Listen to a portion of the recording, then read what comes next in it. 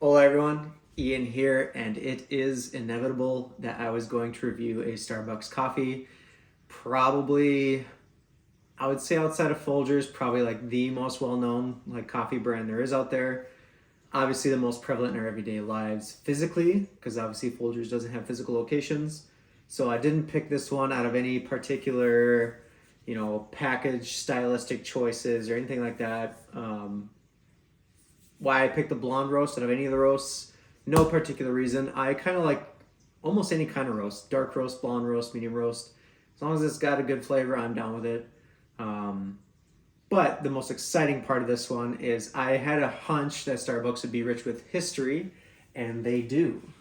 So, Starbucks history. They were founded in, no surprise, Seattle, Washington on March 30th, 1971 by three business partners, Jerry Baldwin, Zev Siegel, probably getting that one wrong, and Gordon Boker, who first met as students at the University of San Francisco, and they were inspired to sell coffee beans and equipment by the coffee roasting entrepreneur Alfred Peet. You probably have heard that last name before, Peet's Coffee. The group named their company after Starbuck, the chief mate in the book Moby Dick. And they opened their first original Starbucks store on Western Avenue, and that was open from 1971 to 1976. And then after that first store, they moved their location to Pike Place, which you've probably heard that name before because they've named some of their roasts after Pike Place. That is also in Seattle. And in these beginning years, they actually didn't even sell. They just sold coffee beans, but they didn't actually sell drinks. Like what we know most for today, they didn't actually start out doing that. The first 2 years operations, they actually purchased their green coffee beans from Peet's Coffee and Tea. And that's not the last time Peet's will be brought up because in 1984, the original owners of Starbucks ended up buying Peet's Coffee. And then in 1986, Starbucks actually started selling espresso coffee in their locations. And in 1987, they sold their Starbucks chain to the former director of marketing, Howard Schultz. And also in 1987, they actually opened their first stores outside of Seattle, one in Vancouver and one in Chicago, thus starting their expansion across the world. And in 1992, they became publicly listed on the stock exchange. And at their initial IPO, they had 140 outlets. So that's quite the expansion in just 5 years. And their revenue was up to $35.5 million, which was up from 1.3 million just 5 years ago in 1987. So basically explosive growth. And as a side note of that explosive growth, in 2022, Starbucks annual revenue crested 32 billion. So definitely would have been a big bonus to be an early investor in Starbucks, I would say. And then in 1994, for all the cold coffee fanatics out there, they actually acquired the Coffee Connection, which allowed them to gain the rights to use, market, sell Frappuccinos. And from 1994 to now, obviously they've massively expanded, kept growing. And as of February of 2023, they had over 36,000 locations across 83 countries, which is a very impressive empire of growth.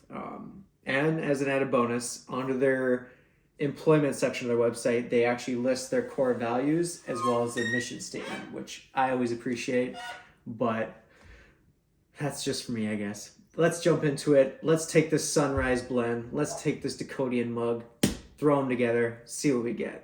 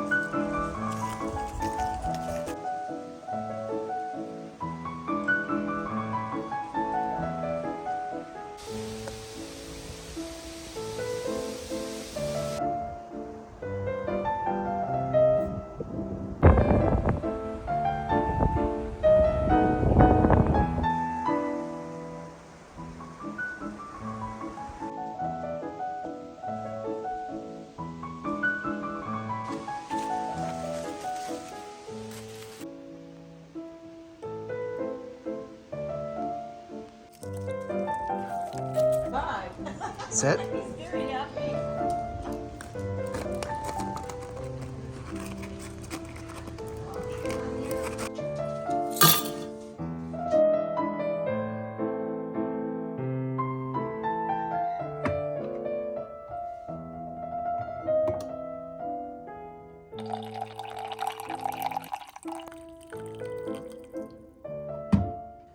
All right, I got my sunrise blend from Starbucks, and this, I believe it said it was supposed to be like a chocolate, yeah, hints of chocolate and like caramel. So I'd expect to kind of be similar to Fazenda, which I reviewed last time. Smells very similar to the Fazenda blend. Obviously, the Fazenda had a little bit of that nuttier aesthetic to it, but promising so far.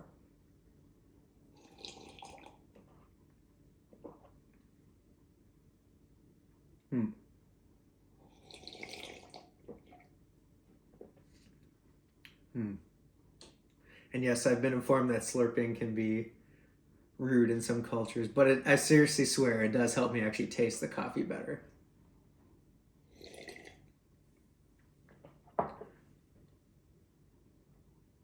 All right. First off, like the Fazenda, where it's like that chocolatey, caramelly. I'm getting more of the chocolate than anything sort of caramel. And if anything, it tastes like not very similar, but similar enough to the Fazenda blend, but like watered down. Definitely the Fazenda blend, which I reviewed last time, which I heavily encourage you to check out. This one's like a watered down version. So you could probably already tell that's not going to give it the oh yeah treatment. Anything watered down is never going to be amazing to me. Which I don't know if anybody would find anything amazing watered down. But, I mean, it's not terrible. So I wouldn't give it an oof either. This one is a solid meh. I find in general when I get coffees from Starbucks, they kind of hover in that meh to borderline oof kind of coffee range, which makes sense. They're just so widespread now. It probably is much safer to have a bunch of middle of the road coffees than anything that could possibly polarize people. But now I'm just talking on my butt.